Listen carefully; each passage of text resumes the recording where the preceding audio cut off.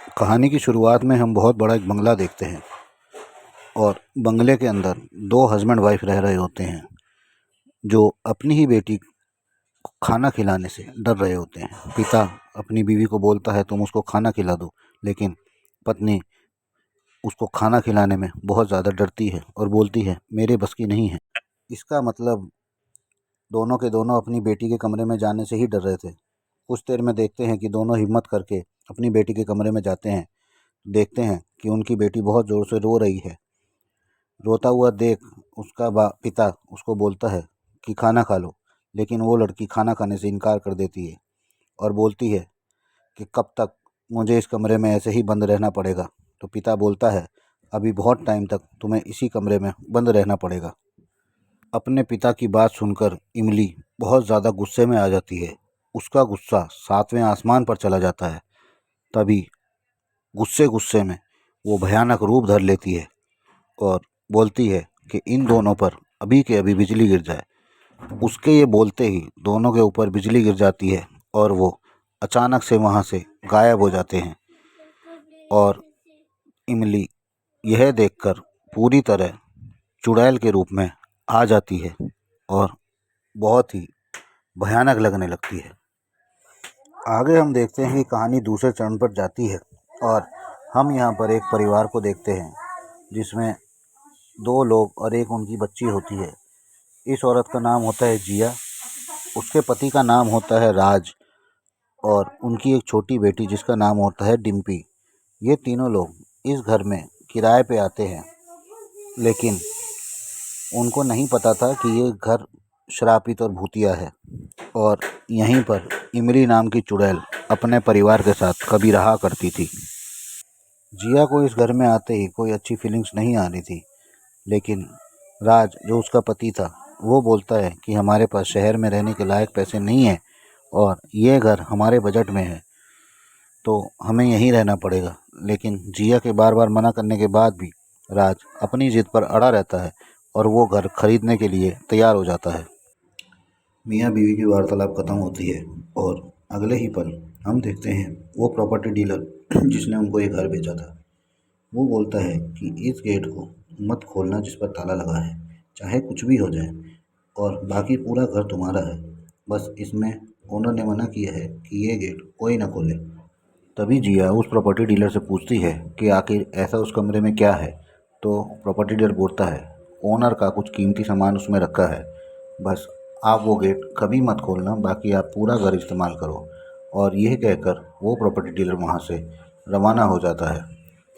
अगले पल हम देखते हैं कि रात हो जाती है और वो लोग डिनर कर रहे होते हैं, लेकिन डिनर के टाइम पर भी जिया अपने पति से बोलती है कि ये बहुत घर अजीब है, हमें ये यहाँ पर नहीं रहना चाहिए। दोनों में काफ़ी जिद बहस होती है। जिया बिल्कुल नहीं समझ पा रही थी और वो बड़े गुस्से में थी, इसलिए वो बहस पे बहस करे चली जा रही थी। तभी हार कर जिया का पति वहाँ से अपनी बेटी को लेकर रवाना हो जाता है और वो खड़ी खड़ी देखती रहती है। दोनों को वहाँ से जाता देख थोड़ी देर बाद जिया को उसी कमरे के बाहर से बहुत तेज़ तेज़ भयानक आवाज़ें आने लगती हैं और वो उस कमरे के पास पहुँच जाती है। पहुँचने के बाद वो आवाज़ें और ज़्यादा तेज़ हो जाती हैं। तभी वो फैसला लेती है कि इस गेट को खोलना पड़ेगा और वो हथौड़े से ताला तोड़ देती है। ताला तोड़ने के बाद जिया उस कमरे में प्रवेश कर जाती है। प्रवेश करने के बाद वो देखती है कि वो कमरा बहुत ही अजीब है। इधर उधर सारा अजीबोगरीब सामान पड़ा हुआ है। दीवारों पे अजीब अजीब तरह की पेंटिंगें बनी हुई हैं और एक दीवार पर तो उसका नाम भी लिखा हुआ था इमली, यानी कि ये कमरा और कोई और किसी का नहीं बल्कि उसी चुड़ैल इमली का था।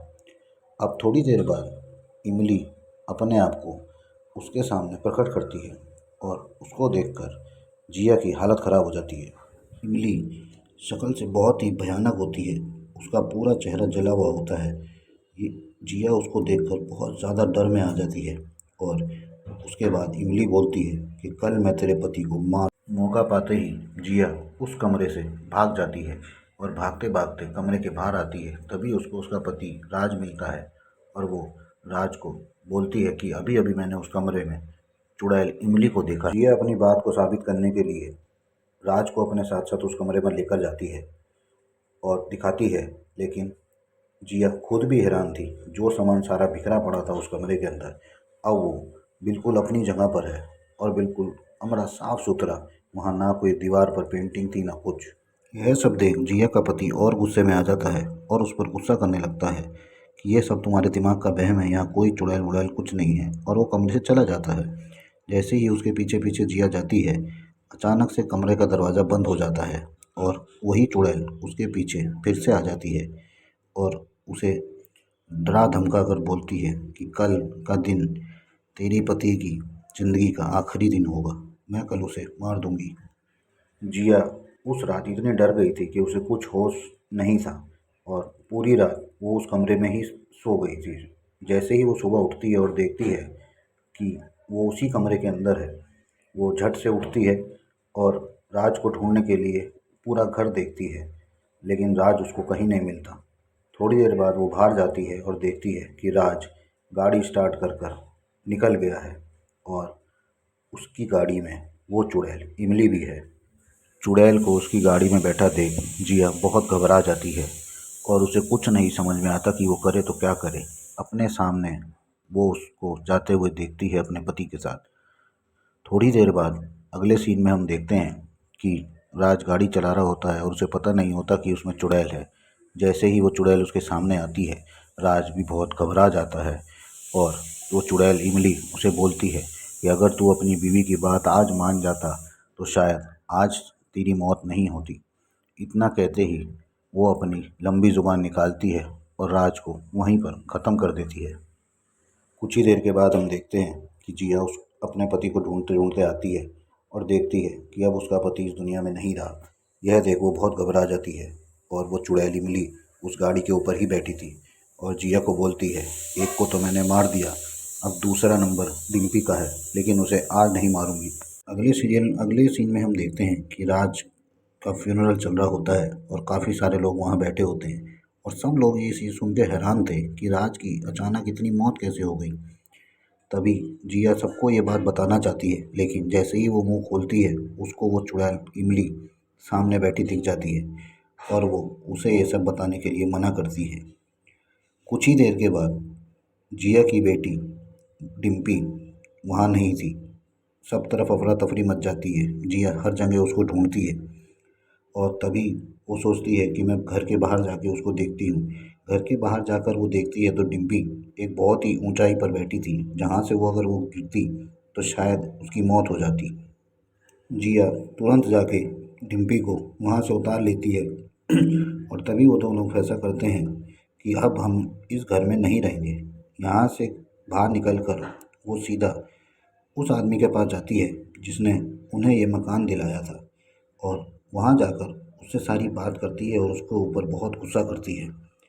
तभी वो आदमी उससे माफ़ी मांगता है और बोलता है कि मेरी कुछ मजबूरी थी, मुझे पैसों की सख्त ज़रूरत थी क्योंकि मेरी बीवी को ब्लड कैंसर था, इसीलिए मैंने अपनी बीवी को बचाने के चक्कर में वो भूतिया बंगला बेच दिया। अब वो प्रॉपर्टी डीलर जिसकी वजह से जिया के पति राज की जान गई थी, उनकी मदद करने को राज़ी हो जाता है और वो उन्हें एक बाबा के पास ले जाता है।